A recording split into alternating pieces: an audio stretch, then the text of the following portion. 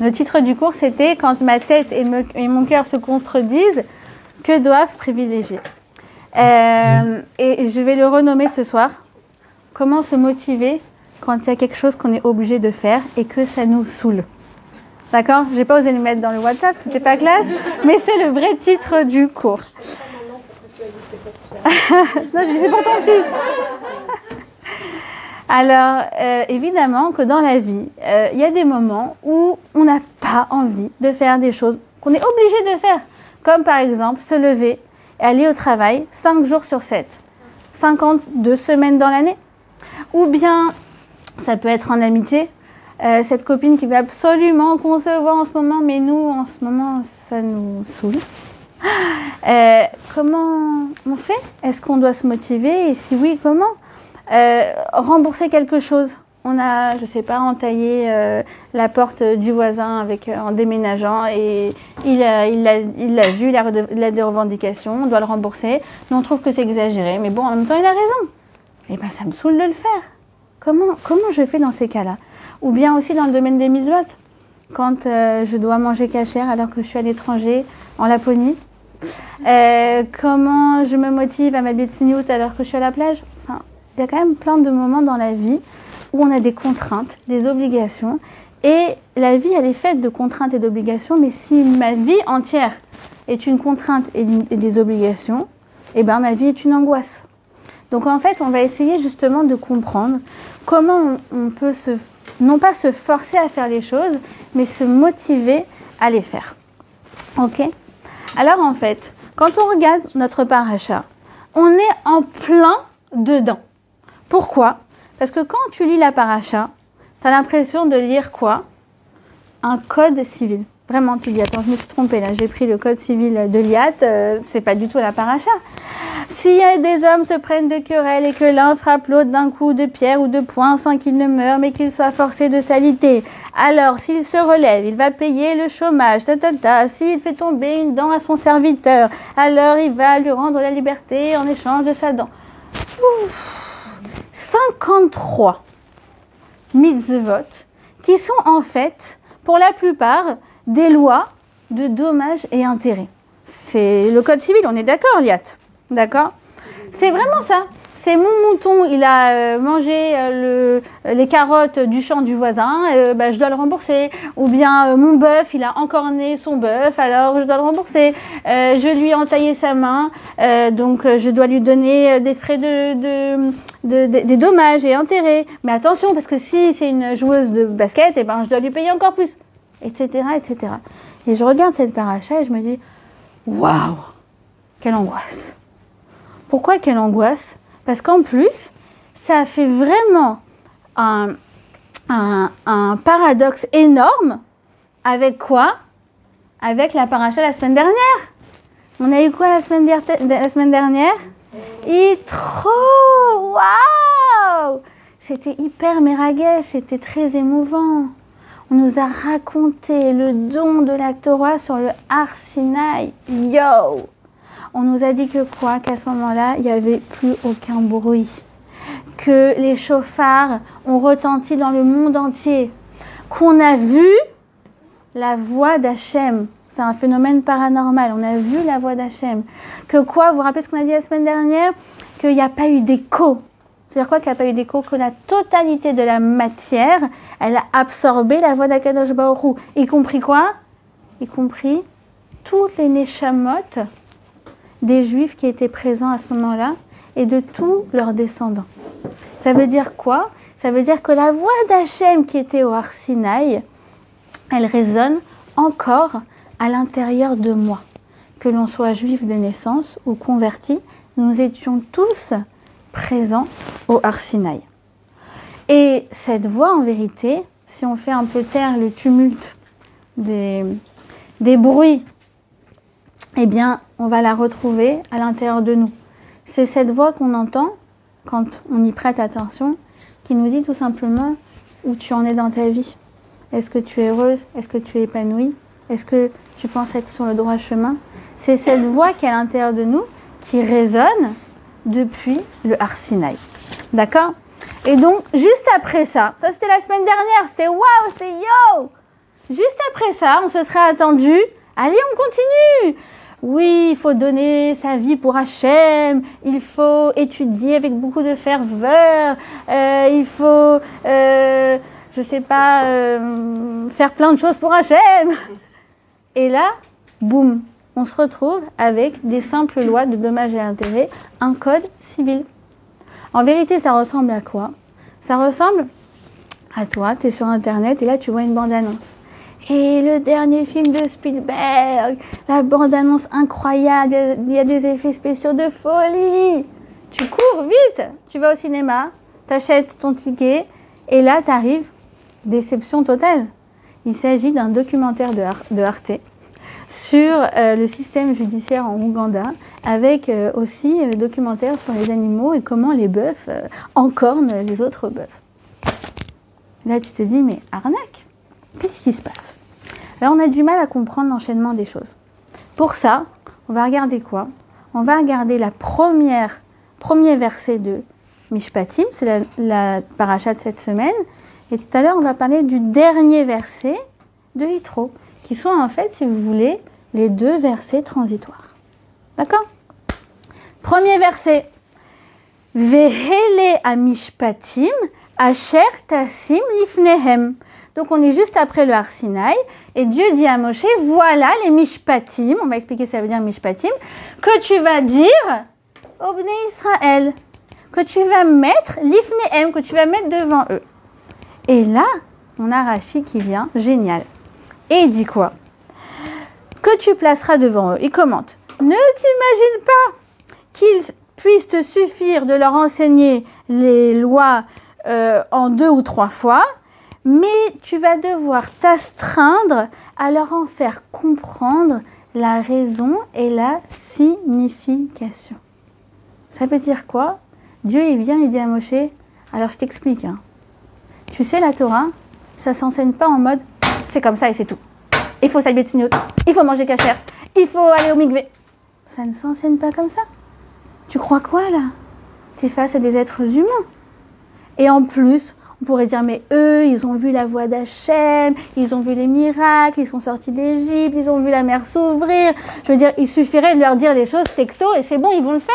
Même dans ce cas-là, mais ne te contente pas de leur enseigner les lois de façon sèche.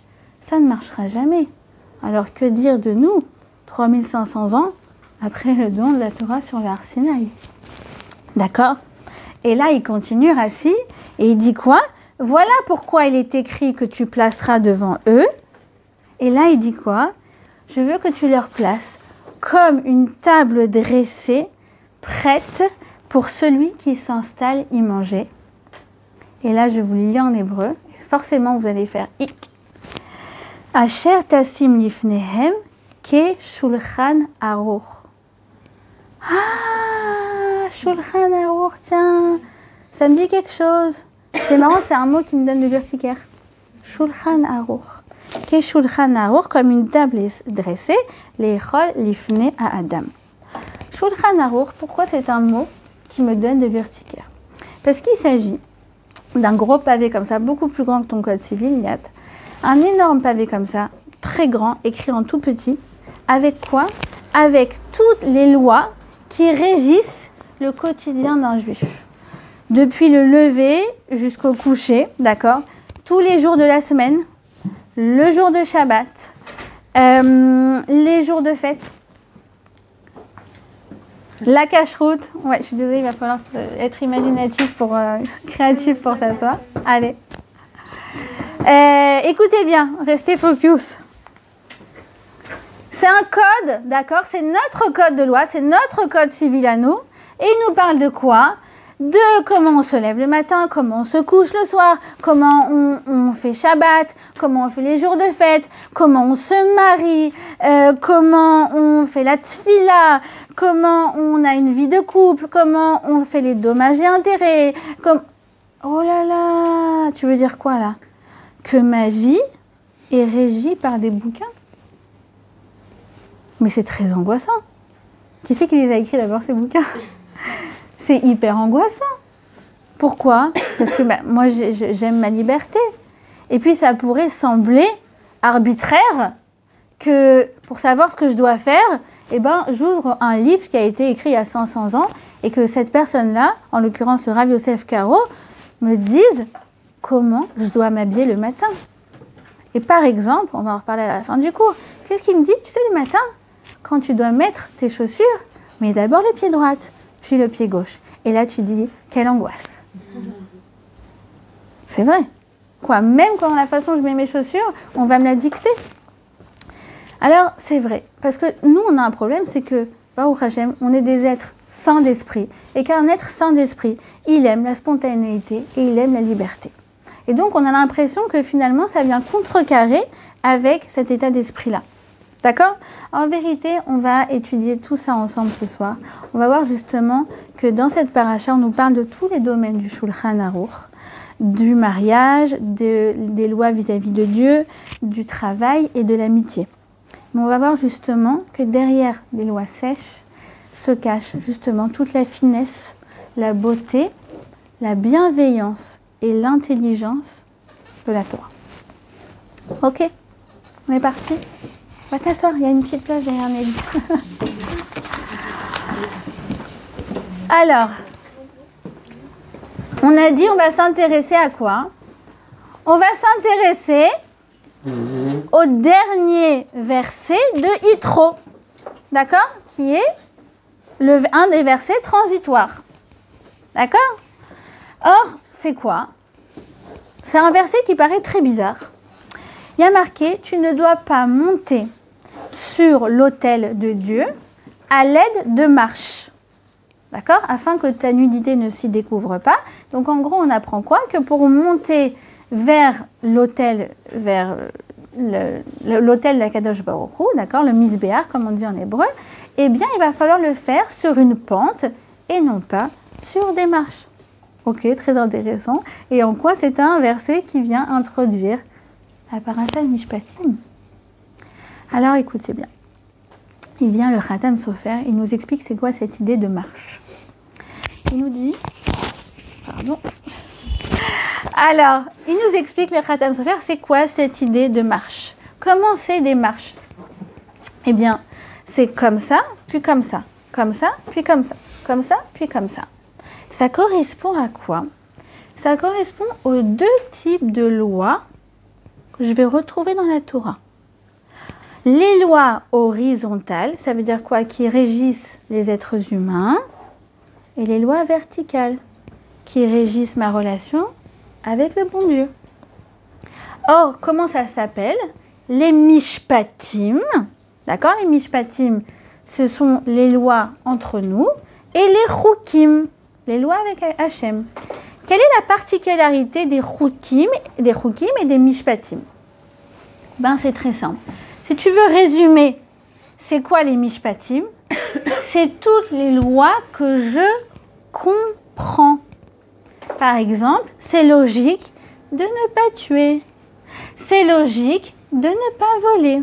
C'est logique de restituer un objet trouvé à son propriétaire. C'est logique de témoigner, lorsqu'on l'on témoigne, de dire toute la vérité, rien que la vérité. Tout ça, c'est logique. Et d'ailleurs, je ne sais pas si tu as étudié le Code civil en France aussi, mais Napoléon, qu'est-ce qu'il a pour faire son Code civil? De qui il s'est inspiré? Du Talmud. Qu'est-ce qu'il a fait? Il a rassemblé un grand Sanhédrin, d'accord?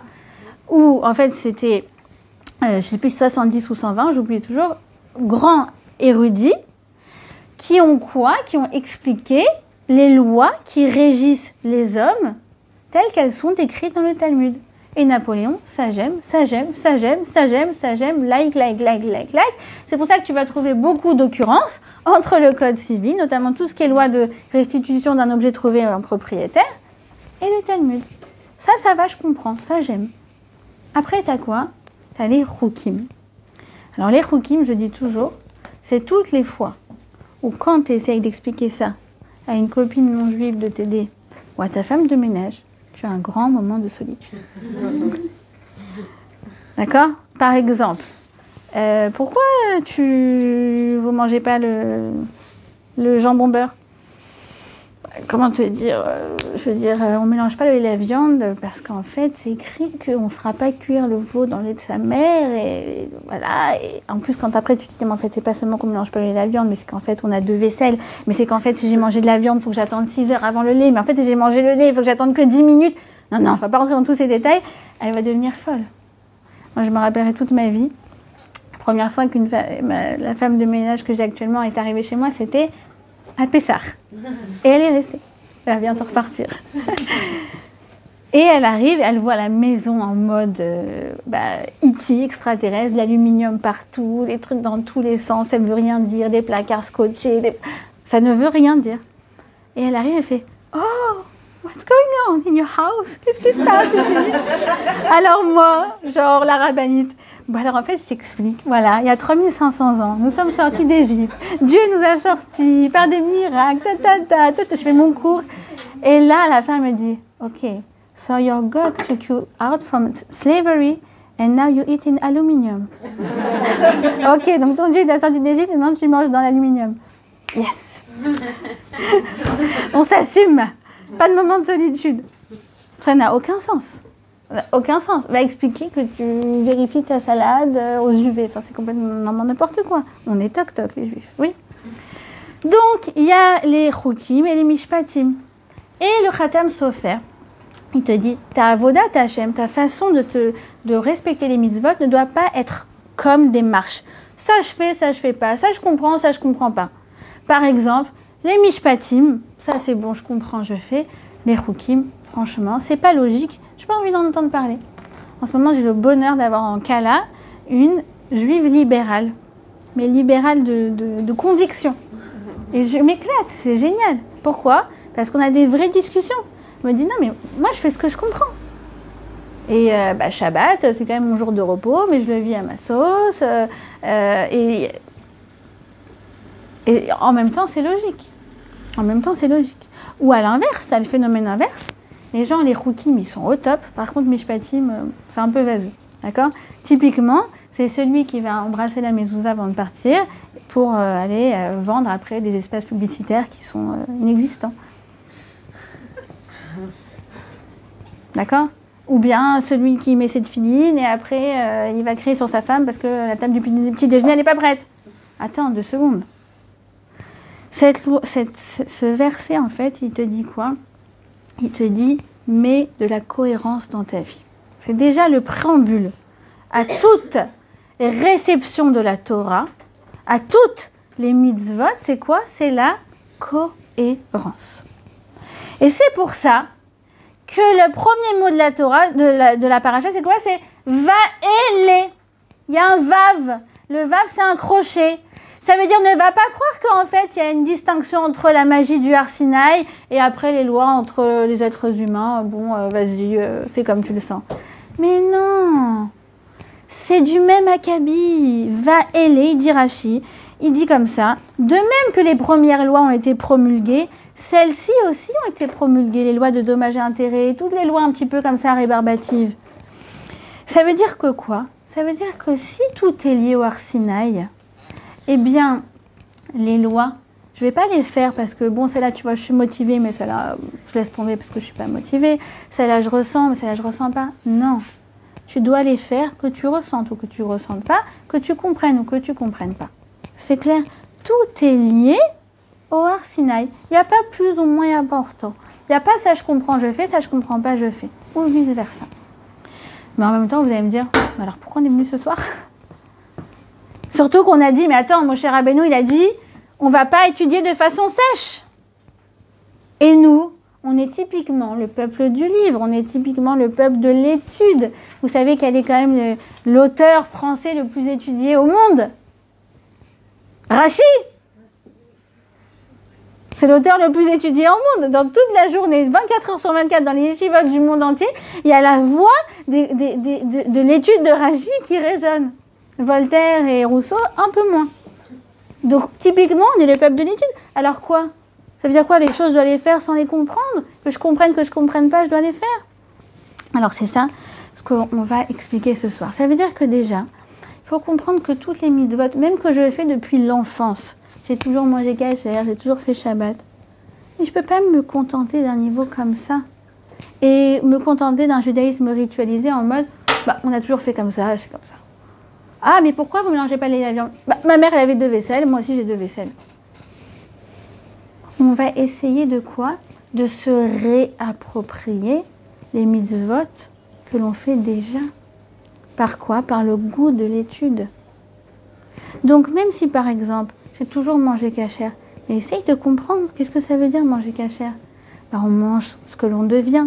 Quand on enlève le sang, eh ben, on enlève la violence qu'il y a à l'intérieur de l'animal, etc., etc. C'est quoi les écailles, les nageoires? Les écailles, justement, c'est que je sais me protéger. Les nageoires, c'est quoi? C'est que je sais aller de l'avant. C'est quoi tout ça? Ou bien encore, Shabbat. Lorsque j'étudie Shabbat, même si j'adore l'Abkeïla, et quand je sais pourquoi je fais Shabbat, l'Abkeïla, elle a un bien meilleur goût. Vous voyez ce que je veux dire? Ça veut dire qu'en fait, il faut toujours rajouter de l'étude dans ce que l'on fait. C'est en fait le sens du Naase Venishma qu'on a commencé à expliquer la semaine dernière. Naase Venishma, tu fais et tu fais en sorte de comprendre pourquoi tu fais. Mais ça ne doit surtout pas être dans l'autre sens. Je comprends donc je fais. Mais non, ça ne marche pas. Parce que tu peux attendre midi à 14h, peut-être que tu ne comprendras jamais. Tant que tu n'as pas essayé, tant que tu n'as pas goûté. C'est ça le sens du Naase Venishma. En vérité, c'est de dire à Hachem, regarde, Naase Venishma, on te fait confiance. Notre action n'est pas conditionnée à notre compréhension des choses. C'est comme ça qu'on va forger une relation de confiance. Mais bien sûr, on ne peut pas se limiter à ça, et donc on veut comprendre les trésors extraordinaires qui se cachent derrière. Ça ressemblerait à quoi? Quelqu'un qui conditionne son action à sa compréhension. Un couple, par exemple, il appelle sa femme, il est 11h du soir, il lui dit, écoute ma chérie, s'il te plaît, ne pose pas de questions, je voudrais que tu fasses un virement de 3000 shekels au compte que je vais t'indiquer maintenant. Et elle, blata. Non, je veux que tu m'expliques. Tu fais confiance. Après, tu peux lui demander une explication, bien sûr, la brioute. Mais là, il t'a demandé sans explication. Et c'est là que tu es en train de montrer que vous avez une véritable relation basée sur la confiance. C'est la même chose avec Akadosh Baruch. Donc, je fais même si je ne comprends pas, mais je ne dois surtout pas m'arrêter là. Parce qu'en fait, cette paracha, elle nous parle, oui, d'émotion. Elle te dit quoi? Fais et étudie pour ressentir. Parce que l'émotion, elle est, oui, ô combien fondamentale. On ne peut pas que faire les choses avec notre tête. Sinon, notre vie est une checklist. Et on ne peut pas vivre en mode checklist. Et quand bien même ça tiendrait pour nous, d'abord, on risque d'être très malheureux, mais de toute façon, ça ne se transmet pas aux enfants. On fait comme ça parce qu'on a toujours fait comme ça. Un point, c'est tout. Les enfants, ils te regardent et te disent bah, « moi, je ferai autrement ». Ça veut dire aussi que quoi? C'est quoi cette transition avec le Har Sinaï? Ça veut dire qu'il n'y a pas de petites choses dans la vie d'un juif. Tout est à la dimension de Har Sinaï. Donc, par exemple, quand je fais attention à aller biper ma Rav Kav, c'est du même acabit que quand je vais écouter le chauffard à Rosh Hashanah. Quand je fais attention, quand je déménage ma table, à pas rayer la porte du voisin, c'est du même acabit que quand je dis Shema Israël avec ferveur. Quand je fais attention à rendre un livre qu'on m'a prêté sans l'avoir abîmé, c'est la même chose que quand je fais la Néliat Kippour. D'ailleurs, je me rappelle l'année dernière, Nelly, elle m'appelle, elle me fait « il faut que je te rende ton livre ». Il n'y a pas de petites choses dans la vie d'un juif. Tout a la grandeur du Har Sinaï. C'est ça le sens de Vaélé, c'est ça ce crochet. C'est ce crochet qui nous raccroche de génération en génération dans toutes les petites choses que je fais, qui ne sont absolument pas des petites choses, qui sont en fait mon Har Sinaï à moi. D'accord ? Donc, en d'autres termes, le Har Sinaï, ce n'est pas un événement magnifique qui a lieu il y a 3330 ans. C'est un événement qui résonne dans ma vie dès lors que je suis en contact avec des personnes et que je fais attention à être correcte avec ces personnes. D'accord? En vérité, me dit comme ça Rav Jacobson, ces deux dispositions, Naase Venishma. Ce sont en fait deux dispositions dont on a besoin pour réussir notre vie. Qui sont quoi? En hébreu, c'est Mechuyavut, obligation, et Itnadvut, émotion. C'est quoi? C'est motivation externe, je fais parce que je dois, et motivation interne, je fais parce que j'aime. C'est quoi aussi? C'est raison et émotion. C'est la tête et le cœur. C'est vrai que parfois ils sont opposés, la tête et le cœur, mais toute l'idée, c'est pas de choisir entre l'un et l'autre. Toute l'idée, ça va être de les unir en fait, à l'unisson. C'est quoi aussi? C'est prends sur toi et sois à l'écoute de toi. Ce sont en fait ces deux dimensions dont je vais avoir besoin absolument pour non seulement réussir ma vie, mais en plus pour être heureuse dans ce que je fais. Si quelqu'un, il est que en mode itnadvut, moi je fais parce que je ressens, eh bien c'est très facile, vous savez, c'est les gens qui lancent plein de projets et qui s'arrêtent au milieu. Parce qu'un projet, il peut te porter autant que tu veux, il y a forcément un moment, une phase où ça te saoule. Et si tu ne sais pas à ce moment-là prendre sur toi, ton projet, il verra jamais le jour. Moi, en ce moment, je vous dévoile un secret. Je suis en train d'écrire un livre. Ça fait 1 an. Et j'ai eu beaucoup de plaisir à l'écrire. Mais là, ça me saoule. J'ai envie de déchirer les pages que j'imprime. Parce que c'est une phase de relecture dans tous les sens. Et j'en ai marre de relire un truc que j'ai écrit depuis 1 an. Et je sais que... Hein? Oui, je prends un peu de distance. Voilà. Mais je sais que si je ne dépasse pas ça, eh ben c'est tout, ça ne verra jamais le jour. Si tu n'es que dans la itnadvut, mais c'est pareil dans le couple. Ah bah oui, mais là, c'est plus la passion. Donc mais attends, 2 secondes, il y avait un engagement. Oh. Quelqu'un qui est trop dans la mechuyavut, qu'est-ce que ça donne? C'est les gens qui prennent tout le temps sur eux. Donc par exemple, tu sais qu'elle déteste être avocate, et ça fait 10 ans qu'elle est toujours dans le même cabinet, et qu'elle grogne, et tu lui dis, mais tu voulais pas faire un petit changement de cap dans ta carrière? Et elle te dit, non mais écoute, il faut aller au bout des choses, je veux dire, j'ai mon barreau, c'est pas pour te décourager, on a besoin d'avocates parmi nous, restez avocate. Dans le mariage, ça donne quoi? Ça donne des gens qui se reposent sur le fait qu'il y en a un engagement. Bah, on s'est engagé, je veux dire, bon, bah, oui, mais ça suffit pas, il faut entretenir la flamme. Mais Mechuyavut et itnadvut, c'est vrai dans les amitiés. L'amitié, bien sûr que c'est un kiff. Si c'est mon amie, c'est que j'aime cette personne. C'est qu'elle m'épanouit en quelque sorte. Mais si j'ai pas la dimension Mechuyavut, où elle me dit, excuse-moi, tu peux me rendre un service, s'il te plaît? Je dis, bah franchement, non, ça me saoule. Pour moi, l'amitié, ça doit être que du kiff. Et qu'est-ce que tu vas construire comme amitié dans ta vie? D'accord? Ou une amitié qui n'est que Mechuyavut. Tu m'as pas dit, tu m'as pas fait, tu m'as pas truc. Tu dis, écoute, franchement, pour moi, une amitié, c'est aussi du kiff. Donc, en fait, on a besoin de ces deux forces antagonistes qui sont Mechuyavut et itnadvut pour avancer dans la vie. Pourquoi je dis pour avancer dans la vie? Parce que quand j'avance, je marche, qu'est-ce que je fais? Un pied, un pied, un pied, un pied, un pied, un pied. C'est quoi? Équilibre, déséquilibre, équilibre, déséquilibre, équilibre, déséquilibre. Mechuyavut et itnadvut, en fait, ce sont deux choses qui paraissent antagonistes, qui se déséquilibrent l'un l'autre. Soit ça me saoule, soit ça me fait kiffer. Soit je suis obligée, soit je le fais parce que j'ai envie. Mais en fait, je suis obligée de jongler en permanence avec ces deux forces existantes à l'intérieur de moi qui vont me faire avancer de façon antagoniste vers le but qui va me mener. C'est pas grave, vous avez compris. Qui va me mener au but. Donc il y a des gens qui disent do what you like what you do. Fais ce que tu aimes et aime ce que tu fais. Nous les juifs on ne dit pas ça. On dit do what you have to do. Tu dois faire ce que tu dois faire. Et après, like what you do.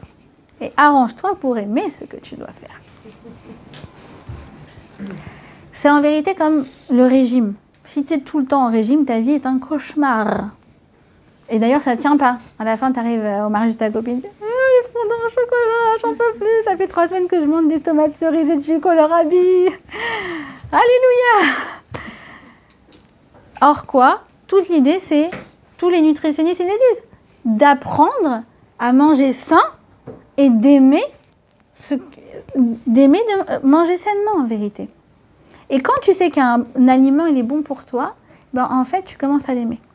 Comme par exemple ma belle-sœur qui m'a dit que il y a quelques semaines elle a été malade et là le médecin lui dit voilà antibiotiques, cortisone, et la dame qui est là de la maison, la femme de ménage qui est d'origine indienne, elle lui dit je peux te donner un petit conseil avant que tu essayes tout le package là de cortisone et tout. Oui. Bah, râpe du curcuma, avale-le, tu fais ça 3 fois par jour et on se reparle demain. Le lendemain, elle se réveille, elle n'a plus rien. Et le ginger, et l'ail, tout ce que tu veux. Et depuis, oui, l'ail, on ne peut pas l'aimer, ça c'est vrai. Mais par contre, ce qui est très marrant, c'est que depuis, elle adore le curcuma. Genre, elle se fait des trucs de curcuma toute la journée. Elle me dit, j'ai tellement aimé la sensation de brioute, quoi, que c'est bon pour la santé, que j'ai fini par aimer le curcuma. Et c'est vrai aussi quand on transmet les choses aux enfants. Tu ne peux pas leur transmettre les choses de façon sèche. En même temps, leurs actions ne doivent pas être conditionnées par leur compréhension. Tu ne dois pas à chaque fois leur dire « brosse-toi les dents parce que sinon tu vas avoir des microbes. Range ton manteau parce que sinon il va être sale. Mais fais tes devoirs sinon tu vas redoubler. » On ne va pas justifier tout ce qu'on doit faire. On a une relation qui est basée sur la confiance avec les enfants. Mais ça ne doit pas s'arrêter là, surtout pas. Donc par exemple, un enfant qui mange, il apprend, tu lui fais tes brachot. Mais après tu lui dis « waouh, Hachem il était trop fier de ta bracha. » Ah bon, c'est vrai. Fais Netilat le matin, l'ablution des mains, purifie-toi les mains. D'accord? Après, il revient, tu lui dis « waouh, t'as les mains comme le Kohen Gadol. » C'est toujours en 2 phases. Oui, c'est vrai, je te fais confiance, maman. Oui, c'est vrai, je te fais confiance, mon épouse. Oui, c'est vrai, je te fais confiance, Hachem. Mais s'il te plaît, viens, on va plus loin que cette simple relation de confiance. Viens, on va développer une relation aussi de compréhension mutuelle qui va nous permettre de développer de l'amour. Il y a, comme ça, il raconte le Rav Moshe Feinstein, il raconte quelque chose d'incroyable, qu'au début du siècle, du XXe siècle, pardon, donc il y a à peu près 100 ans, il y a les premiers juifs d'Europe qui sont arrivés aux États-Unis. C'était des juifs qui respectaient les mitzvot. Et très bizarrement, la génération d'après, plus personne ne respectait rien. Et en fait, il explique pourquoi. En fait, à l'époque, il y a 7 jours sur 7 aux États-Unis. Et donc, les Juifs qui arrivaient respectaient Shabbat. Et donc, chaque vendredi, ils disaient « je ne retourne pas demain ». Tu ne retournes pas demain, eh bien, il n'y a plus de travail.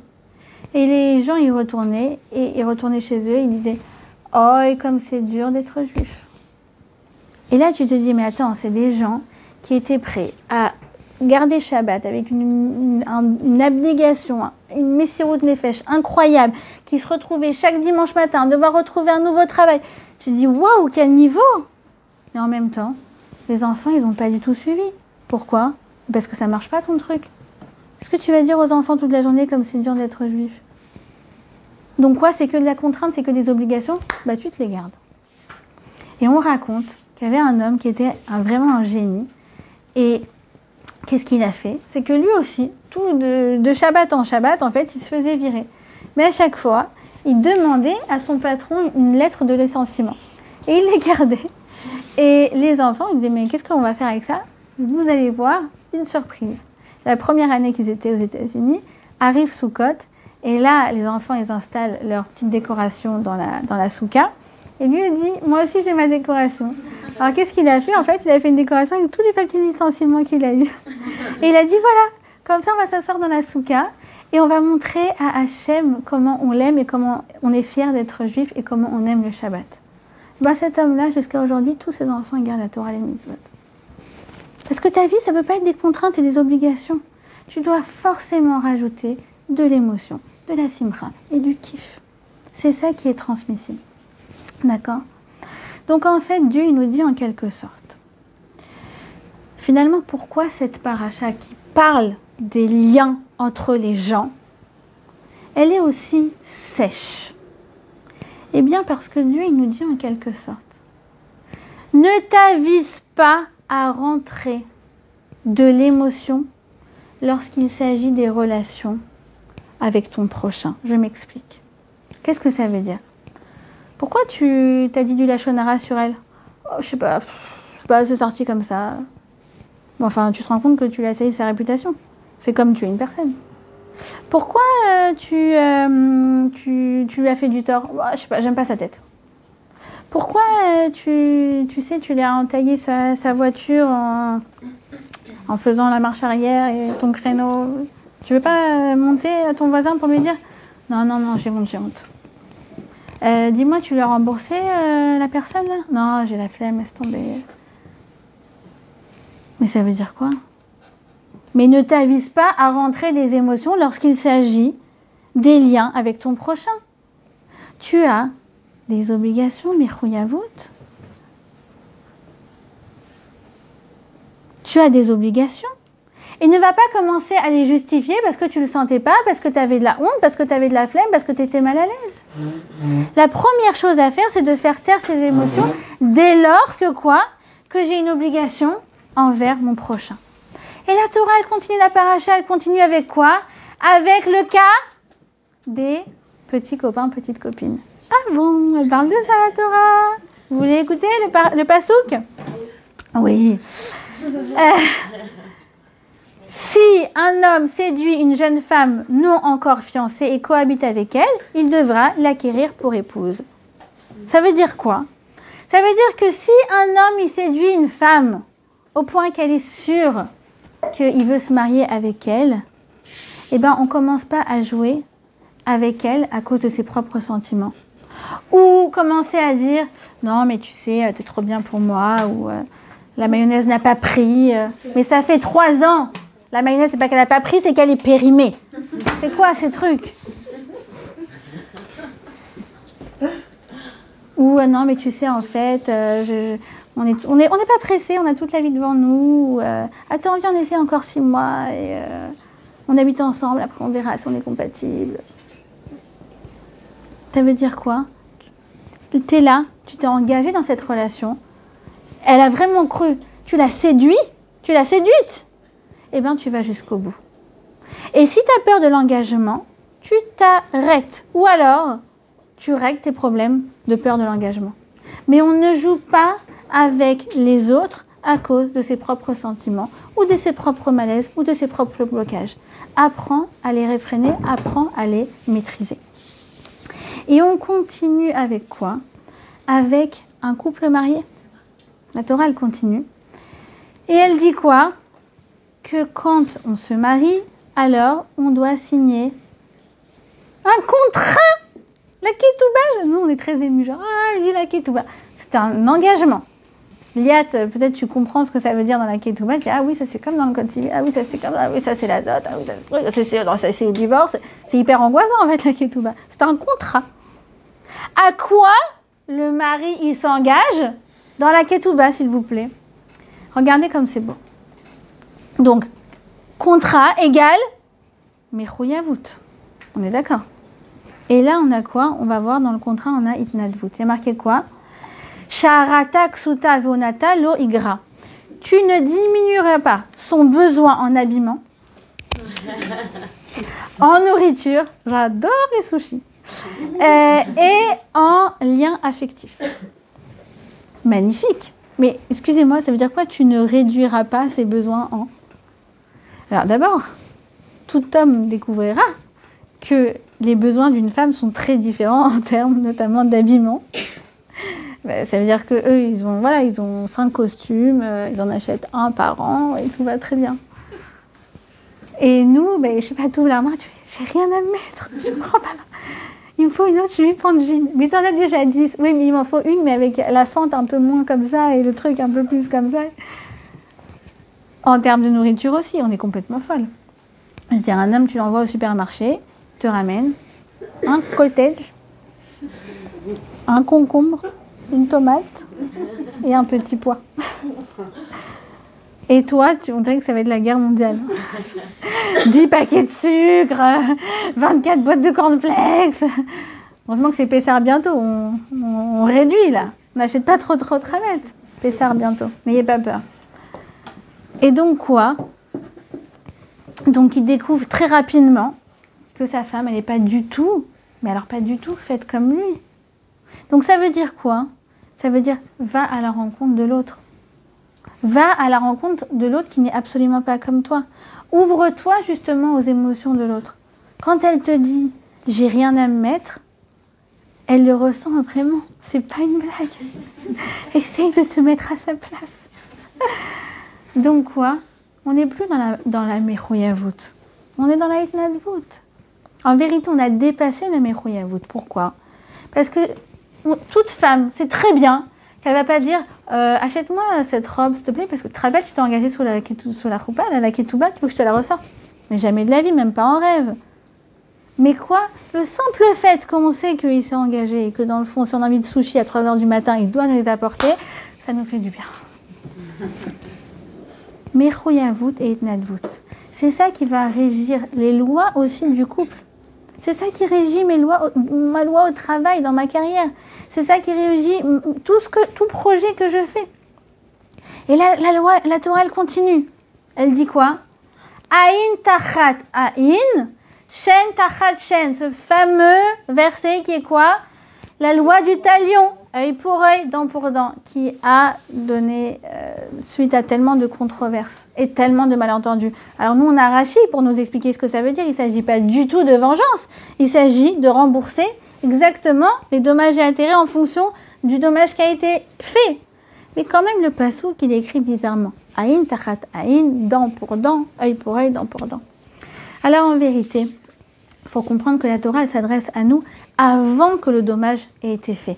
Ça veut dire quoi? Aïn, tachat, aïn, ton œil, il vaut autant que son œil, ta dent, elle vaut autant que sa dent.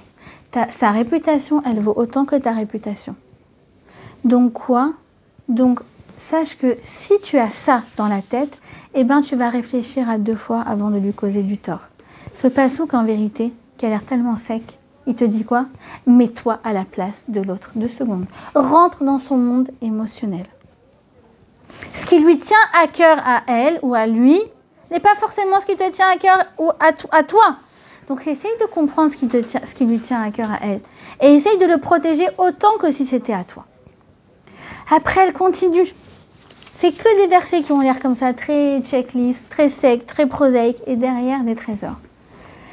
Si tu trouves le bœuf ou l'âne, alors je vous la fais en version 2020, si tu trouves l'iPhone de ton ennemi, d'accord, cette fille que tu, je sais pas, depuis que tu l'as vue la première fois, non, excuse-moi, c'est pas, je me tourne vers quelqu'un qui, voilà, toi au moins, tu sais que, ou Chantal.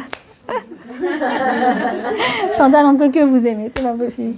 Mais quelqu'un que tu ne supportes pas et tu trouves son iPhone, tu vas lui ramener. Si tu vois l'âne de ton ennemi succomber sous la charge, garde-toi de l'abandonner et va le décharger. Qu'est-ce que ça veut dire? Quand tu vois ta copine qui galère, c'est quoi ton ennemi? C'est aussi la fille que tu ne supportes pas. La fille que tu ne supportes pas, elle a une grosse galère, le déménageur il l'a plantée et elle devait déménager 2 heures avant Shabbat. T'as une voiture? Allez, tu sais quoi? Vas-y. C'est exactement ça qui dit le Passouk. Et regardez ce qu'il vient dire le Targum Onkelos. Le Targum Onkelos, c'est comme Rashi, si vous voulez. Il vient, il explique les versets. Il dit, alors c'est écrit en hébreu, Azov ta'azov imo. Va et aide-le. Ta'azov comme allège-le. Et il vient, il dit, ta'azov, c'est pas enlève ce qui le pèse à lui, enlève ce qui te pèse à toi. Quand tu vas aider cette personne, soit tu rends l'iPhone de cette fille, soit tu vas l'aider à déménager. Tu sais quoi? Fais-le avec bon cœur. Essaye d'enlever toutes les contrariétés que tu avais jusqu'à maintenant. Ça veut dire que ce n'est pas du tout sec quand tu rentres dans les psukim avec l'aide de notre Torah orale et tu comprends que derrière, il y a de l'émotion, il y a de la vie, il y a de la bienveillance qui se cache. Et donc, cette paracha, elle continue et elle t'invite à quoi? À faire du chesed. Elle vient, elle te dit quoi? Et elle te dit, il est où le passouk? Ben, je ne l'ai pas, je crois. Il te dit quoi? Il te dit, si il y a le pauvre parmi toi, quelqu'un s'est appauvri, eh bien, alors il est marqué im, si tu lui prêtes de l'argent. Et Rashi, il vient et te dit, ne lis pas du tout im comme si, mais lis-le comme tu dois lui prêter de l'argent. Qu'est-ce que ça veut dire? Tu ne peux pas fermer les yeux. Tu as quelqu'un de ta communauté, tu as quelqu'un de ta bande, même si tu la connais pas, tu l'aimes bien, tu l'aimes pas. Pareil, tu fais taire tes émotions. Tu vois qu'elle est en galère, essaye de regarder comment tu peux l'aider. Et il y a marqué quoi? Si tu lui prêtes de l'argent, donc prête-lui de l'argent, veille à surtout ne pas prendre d'intérêt. Ça veut dire quoi? Est-ce que ça s'applique, cette chose-là, que si je fais un prêt à une personne qui est en galère, un prêt financier? Pas du tout. Dans la vie, quand tu rends service, essaye de ne pas prendre d'intérêt. Qu'est-ce que ça veut dire?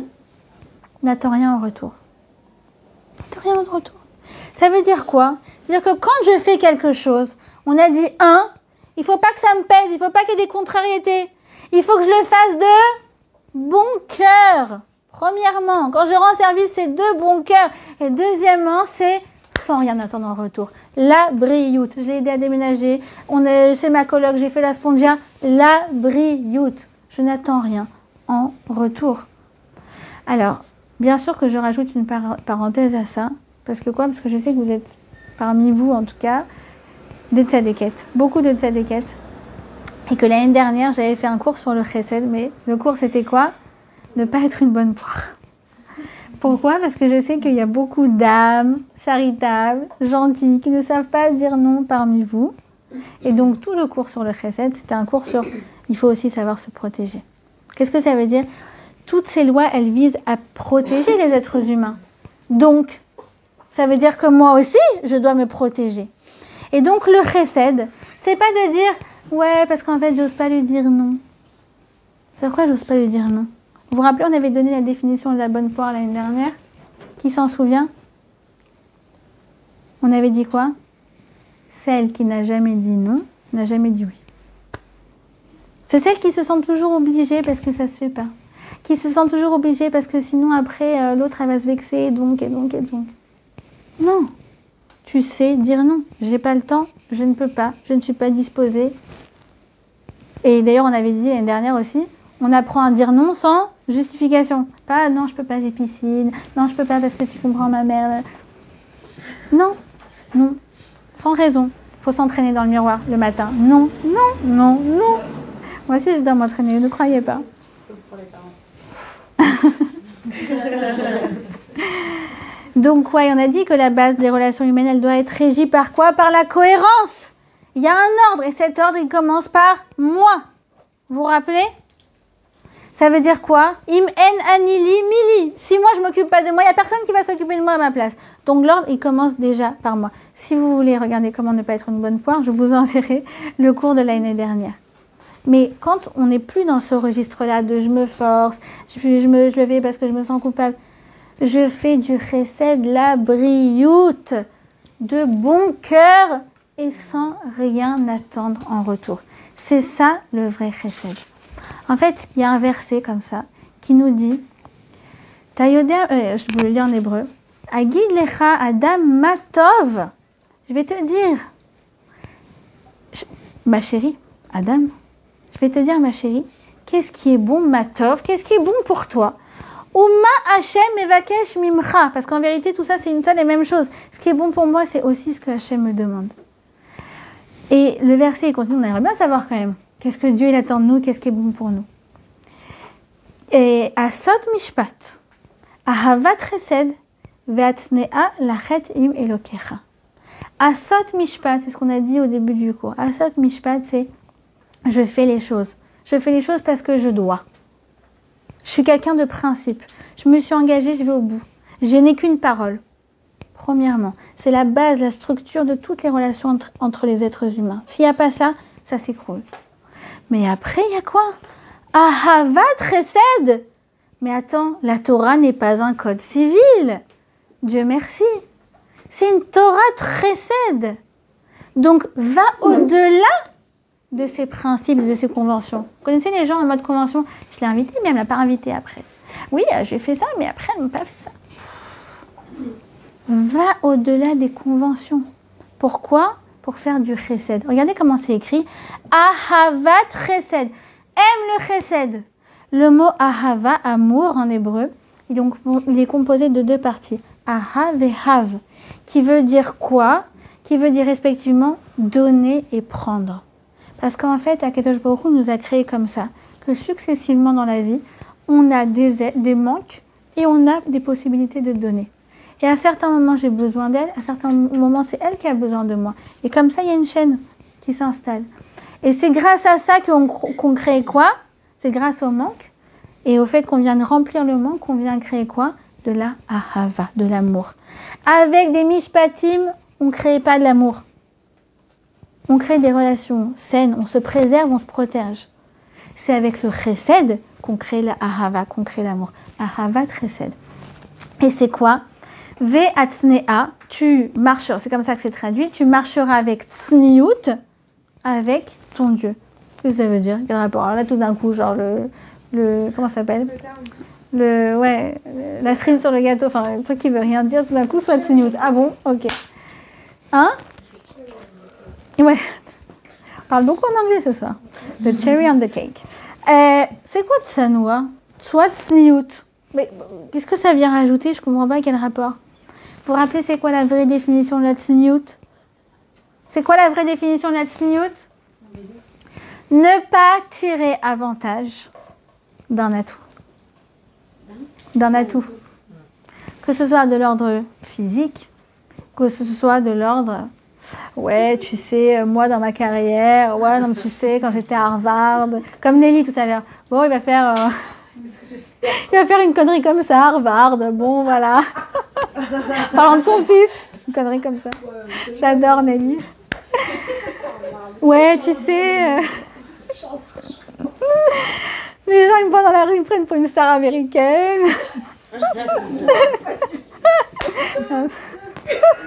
Vous en avez parlé toutes les deux cet après-midi. Vous êtes mes muses. Ça veut dire quoi?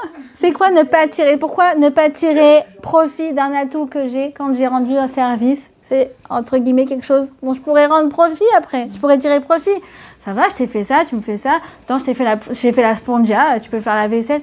Non, la brioute, n'essaye pas de tirer des intérêts. Je l'ai fait sans rien attendre en retour. Je termine sur ça, sur cette notion qui est fondamentale, de comprendre en réalité c'est quoi ces mishpatim, c'est quoi ces lois qui nous régissent, qui paraissent comme un ensemble d'obligations, mais qui sont tellement loin de l'être et qui sont en vérité une marque d'amour d'Akadosh Baruch Hu. Écoutez bien et vous allez comprendre. Le Rav Jacobson, il raconte cette histoire. Ça va, Lishma? Et elle mange ses cheveux. Une nouvelle technique pour se concentrer. Écoutez bien. Il raconte comme ça. Il dit, donc Rav Jacobson, il avait 10 ans, donc c'est à peu près il y a 50 ans. Il était à l'arrêt d'autobus et là il tombe sur qui? Le Rav Shlomo Zalman Auerbach. Donc un des grands génies, un des grands penseurs de sa génération. Et là, il se dit, c'est pas possible, je ne peux pas avoir un grand gadol comme ça et ne pas lui poser de questions. Alors il vient avec une question un peu provocatrice comme ça, il dit, Rav, je peux vous poser une question? Oui, bien sûr. Il y a quelque chose que je ne comprends pas. Il y a marqué dans la Mishnah, il y a marqué dans le Talmud, Dieu a voulu, les Akot, il a voulu donner des mérites au Bnei Israël, au peuple juif, les Fichar Irbe Lahem Torah Mitzvot. Alors, pour cette raison, il leur a donné plein de mitzvot, plein de mishpatim, une paracha, 53 mitzvot. Il dit, mais normalement c'est le contraire. T'aimes quelqu'un, tu lui dis, fais ce que tu veux ma chérie, comme tu es, je t'aime. Vous êtes d'accord? Et en plus tu as de mitzvot, plus tu as des chances de tromper. Donc la relation, elle peut être entachée par ça. Et là, le Rav, il le regarde, il lui dit, mon fils, tu as posé une très bonne question. Et maintenant, je vais te répondre. Il lui dit, tu sais que dans le Shulchan Aruch, il y a écrit qu'il faut mettre la chaussure droite avant la chaussure gauche. Et là, le Rav Jacobson, il lui dit, oui. Il dit, tu as fait ça ce matin? Il a dit oui, bah, c'est ce qui est écrit dans le Shulchan Aruch, donc c'est ce que je fais. Genre ça me saoule quoi, mais voilà, je le fais. Et il le regarde, il lui dit, connais-tu beaucoup d'êtres humains qui mettent leurs 2 chaussures en même temps? Alors il le regarde, il dit non. Il dit donc, Akadosh Baruch Hu, il sait très bien que pour s'habiller, on doit mettre une chaussure avant l'autre. Donc dans sa grande bonté, il l'a codifié pour nous donner du mérite, même lorsque l'on met nos chaussures. Et si tu comprends ça pour les chaussures, tu comprendras ça pour tout, mon enfant. Qu'est-ce que ça veut dire? Ça veut dire que toutes les mitzvot de la Torah, toutes les drishot, toutes les demandes ne sont en fait que quoi? Que les besoins d'un être humain pour se construire. Or quoi? Dieu... La briotte. Or Dieu, il a fait quelque chose, un chesed extraordinaire. C'est presque de la protection, c'est presque du piston.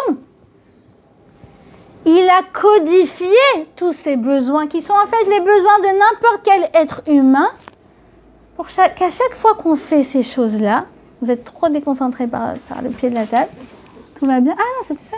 Alors pourquoi regardez le pot de fleurs? Il a codifié toutes ces choses qui sont en fait tes besoins à toi pour te donner du mérite. Et ça s'appelle quoi? Ça s'appelle les mitzvot de la Torah et ça s'appelle le Shulchan Aruch. Ça veut dire quoi? Tu achètes un nouvel habit. Qui n'achète pas de nouveaux habits? C'est dans la nature humaine, d'ailleurs on en achète trop. Tu vas et t'aimes bien, une fois de temps en temps, tu te fais plaisir et tu vas chez Zara, chez H&M et tu t'achètes un petit truc. Mais nous quoi? On se dit, je vais le mettre, je vais faire la bracha Sherianou. C'est la bracha de quoi? De quand j'ai un nouvel habit. C'est trop génial. Sherianou, Vekimanu, Veganu, la Zemanazé. Merci mon Dieu, qui m'a entretenu. Iganou, qui m'a fait arriver, parvenir. Et quoi? Exister jusqu'à ce moment. Mais attends, tu viens d'acheter un habit chez Zara. Non, mais là, tu l'as rendu Arsinaï. Arsinaï. Mais t'étais chez Zara. Tais-toi. Calme-toi. Calme tes ardeurs. Et non, toi, tu dis la bracha avec ferveur. Pourquoi? Et t'as acheté un nouvel habit. On va bientôt faire le ménage de Pessah. Bon, d'accord. Dans un mois et demi. Les filles. Qui ne fait pas son ménage de printemps? Tout le monde le fait, au moins une fois par mois. Une fois par an. Tu prends, tu regardes, tu fais les placards, tu fais passer les habits d'hiver avec les habits d'été, tu nettoies, tu fais la poussière, les trucs que tu fais jamais dans les lustres qui sont complètement poussiéreux et tout. À ce moment-là, tu le fais. Qui ne fait pas son ménage de printemps? Eh bien, nous aussi, on fait notre ménage de printemps, on fait notre ménage de Pessah. Sauf que quoi? Qu'à chaque fois que tu époussettes le truc ou que tu nettoies quelque chose, mais toi, ça t'est compté comme une mitzvah. T'as du mérite. Mais pourtant, c'est le besoin de n'importe quel être humain. Alors là, vous allez me dire, oui, mais eux, ils font leur ménage de printemps, nous, on fait un ménage de toc-toc. Ben oui, parce que c'est ça, Arsinaï. On a expliqué, il y a les choses qui sont logiques, et moi, je rajoute la cerise sur le gâteau, c'est les trucs qui sont toc-toc. C'est ça, mon Arsinaï à moi. Au Rosh Hashanah. Tout le monde a besoin de sceller l'année. Et de prendre des bonnes résolutions en début d'année. C'est pour ça que les gens disent, le 1er janvier 2020, qu'est-ce que tu as eu comme résolution? Eh bien, nous aussi, on scelle l'année et on prend des nouvelles résolutions. Ça s'appelle Rosh Hashanah. Alors, c'est sûr, on le fait avec une corne de bélier, d'accord? C'est notre côté toc-toc. C'est le Arsinaï. Shabbat, c'est quand même quelque chose dans le code civil universel que n'importe quel travailleur, il a besoin d'un jour de repos hebdomadaire. Mais nous, ça s'appelle Shabbat, mais En Olam Haba. C'est un avant-goût du monde futur. Et à chaque fois que tu fais ça, et bim, des mérites, et bim, le jackpot, et bim. Mais de toute façon, c'était un besoin universel, le repos hebdomadaire. Tu manges, tout le monde mange. Mais toi, tu manges et tu fais une bracha. Venish Martem Meot, ça c'est la meilleure. Tu feras attention à ta vie.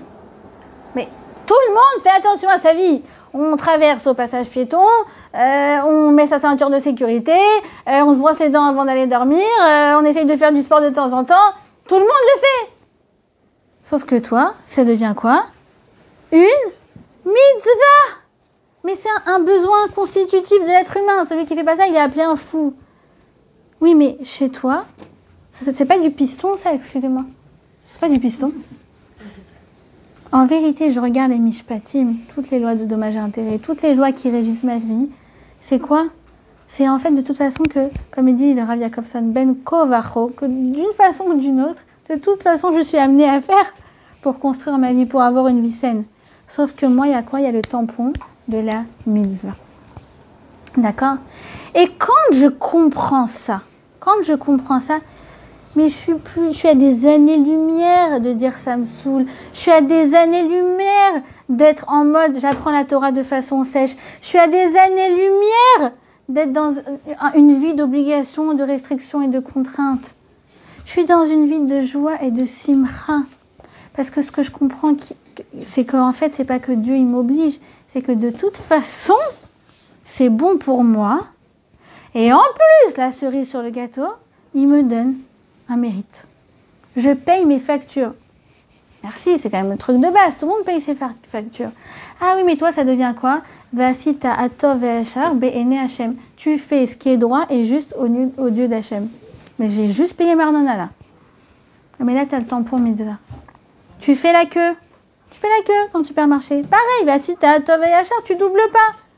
Alors, il y en a une, elle grogne parce qu'elle fait la queue. Ouais, tu vois, on est obligé de faire la queue.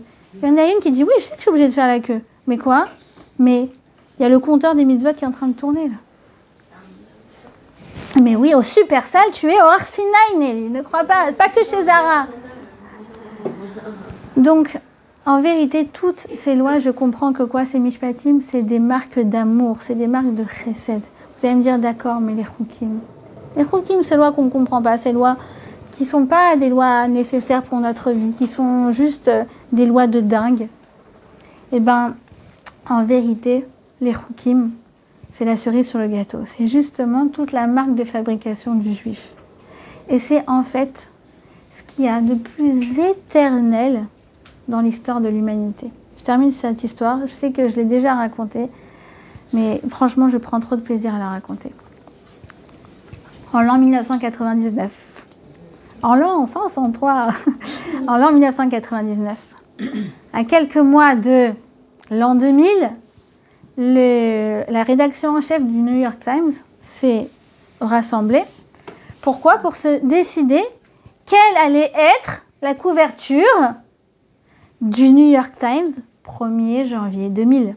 Gros enjeu quand même, dans le journal le plus distribué au monde. Et les réunions ont lieu et 1er janvier 2000, la couverture est sortie, enfin le journal est sorti avec sa couverture. Et là, ils ont décidé de faire quelque chose de très original.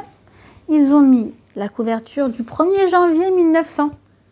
Et donc, ils ont vraiment répliqué la couverture du 1er janvier 1900. La couverture du 1er janvier 2000, avec les news actuelles, le bug de l'an 2000, etc. Et en troisième, la couverture du 1er janvier 2100. Et donc là, ils se sont amusés à mettre le droit de vote aux robots, Cuba, 51e État des États-Unis. Et en bas, heure de l'allumage des bougies de Shabbat, 16h30. 1er janvier 2100 sera un vendredi. Évidemment, on a demandé au rédacteur en chef du New York Times, c'est quoi cette histoire? Pourquoi tu mets l'heure du bougie de Shabbat dans ton temps, dans la couverture du New York Times? Mais c'est la cerise sur le gâteau. Alors il vient, il a dit comme ça, il a dit, écoutez, moi, je suis dans l'actualité depuis des années. La vérité, c'est que ce qui va se passer la semaine prochaine, on ne peut pas savoir. Ce qui va se passer le mois prochain, on ne peut pas savoir. Dans un an, encore moins. Dans 100 ans, encore moins. Mais il y a une seule chose qui est sûre, c'est que dans encore 100 ans, les femmes juives allumeront leur bougie de Shabbat. C'est la marque de fabrication des juifs, les chukim. Ça veut dire que c'est ce qui nous distingue. Oui, on a un code civil extraordinaire et plus. Mais on a des mitzvot qui ne représentent pas moins que ce qu'il y a de plus éternel dans l'histoire du monde. Et ça, c'est notre fierté. Et ça, c'est ce qui nous apporte beaucoup de simcha. Et ce qui va nous sortir du judaïsme rituel de train-train, d'obligations et de contraintes pour nous faire vivre un judaïsme de joie, de simcha, de satisfaction et de beaucoup de brachot.